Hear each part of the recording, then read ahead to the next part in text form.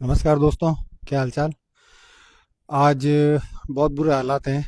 गर्मी तो नहीं थी इतनी, सूरज भी नहीं था, पर ह्यूमिडिटी घुटन बहुत ज़्यादा है। थोड़े थोड़े बादल थे और गर्मी इतनी ज़्यादा थी जिसकी क्या बताऊँ। कल मैंने आपको वीडियो डाल के बताया था कि उसके अंदर क्या कंडीशन थी। जो पोल गिरे थे बड़े बड़े, वो भी तब भी ठीक नहीं हो पाए।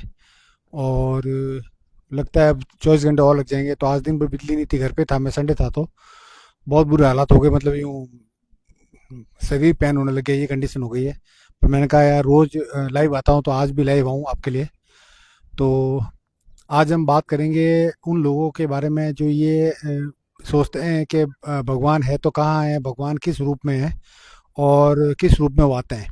पहले मैं आपको एक छोटी सी स्टोरी सुनाता हूँ, उसके बाद हम बात करते हैं। एक बार की बात है, एक पंडित जी थे। तो जो भी घर में बनता था वो भगवान के भोग चढ़ाने के बाद ही वो खाते थे। तो ये रूटीन उनका कई सालों से था, वो कई सालों से ये चीज़ें कर रहे थे। तो एक बार क्या, घर के अंदर बहुत अच्छे लड्डू बने थे। तो जैसे ही उसकी वाइफ ने खाना हाथ डाला उसमें, तो पंडित जी ने टोक दिया। बोला पहले भगवान को भोग लगेगा, उसके बाद में हम खाएंगे। तो पत्नी गुस्सा हो गई। उसने बोला कि आप तो ऐसे भगवान के सामने रखते हो, और भगवान कोई नहीं खाते हैं और हम ही खाते हैं इन चीज़ों को, तो मुझे खाने दो। तो उसने बोला नहीं, भगवान कैसे भोग नहीं करते, मैं इतने सालों से भोग चढ़ा रहा हूँ। सबसे पहले भगवान को भोग चढ़ने के बाद मैं खाता हूँ। तो आज भी भगवान नहीं खाएंगे, पहले भोग चढ़ेगा उसके बाद। तो पत्नी गुस्सा हो गई, बोला कि कहाँ है तुम्हारा भगवान, आज आप भगवान को भोग चढ़ा के बताओ, मैं भी देखती हूँ कैसे भोग चढ़ता है। अब बात आ गई थी उसकी भक्ति पर। तो पंडित जी रुष्ट हो गए, गुस्सा हो गए। तो वो लड्डू लिया, जो सबसे बड़ा मंदिर था उस मंदिर में चले गए। वहाँ पे जाके उन्होंने वो लड्डू भगवान के सामने रख दिए। सुबह की बात थी, लगभग 8-9 बजे की।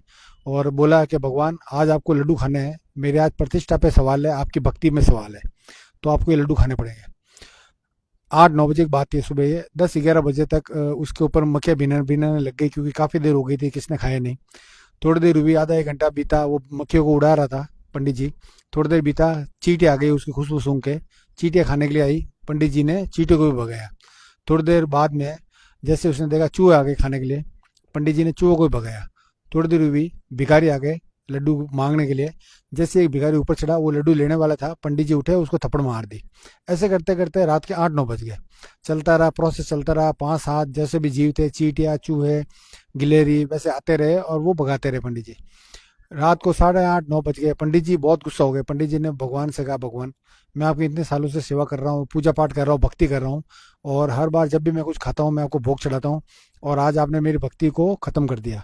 मैं आपसे बहुत नाराज नाराज हूँ। और पंडित जी को गुस्सा आया, उन्होंने लड्डू उठा के बाहर डाके फेंक दिए। जैसे वो घर पहुंचे, उसकी पंडिताई थी जो उसकी वाइफ, उसने उसको बहुत सुनाया, कहाँ है तुम्हारा भगवान, ऐसे ही बोल रहे थे तुम तो।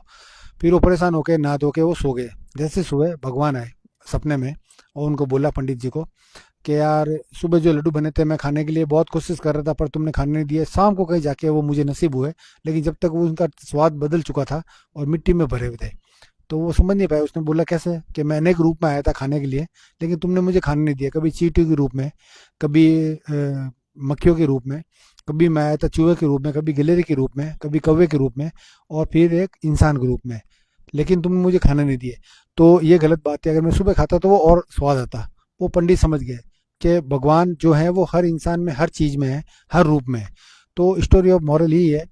आपको कोई दुखी, परेशान या किसी भी तरह का जिसको कोई दिक्कत अगर मिलता है, तो हो सकता है भगवान वो आपकी परीक्षा ले रहे हो। उसमें हर एक चीज़ में भगवान है, हर कण कण में भगवान है।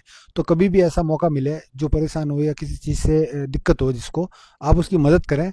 आप ये सोचिए, अगर आप किसी की मदद करते हैं तो आपने भगवान को खुश किया है, और भगवान उसका रिप्लाई आपको देंगे ही देंगे। आपके अच्छे कर्म होंगे, भगवान उसका फल भी आपको देंगे, किसी और को नहीं देंगे। तो हमेशा कुछ ऐसा करो जिससे लोग आपको याद करें, आपकी अच्छाई को याद करें। ठीक है जी, धन्यवाद। जय श्री राम।